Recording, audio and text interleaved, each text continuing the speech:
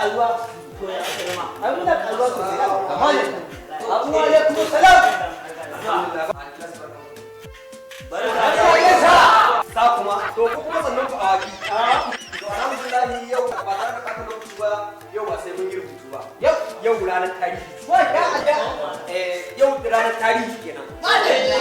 tarihi da zan ba ku a yau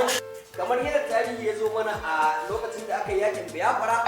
duk da cewar wasu sun sani duk da ma na ɗan ga alhamdulillah kun ga iyaye da kakanni sun yi gwagwarmaya yanzu kamar a ce ku da masu taso wannan kuna son ku yi aikin soja yanzu kamar kai idan ka je wasu irin gwagwarmaya za ka bada don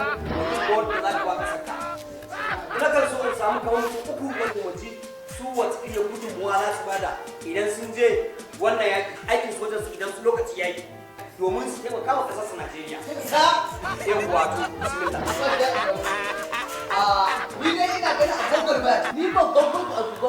gudunmuwa da zan bada shi da kawai in samu solo mai illa. Alhamdulillah dai ke mun samu fita sai kuma ka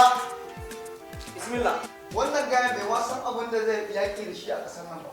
Idan na samu AK-47 ko 49 ainihin miyagun ƙasar nan wato manya-manyan ɓerayen ƙasa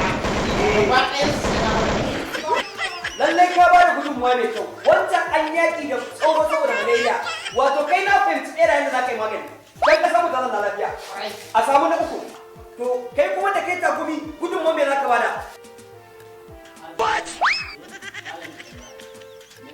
kai malam da kai takumi kai zugum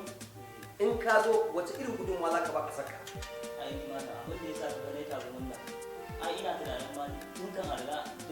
yakin ma an riga da an kashe su amma kai ka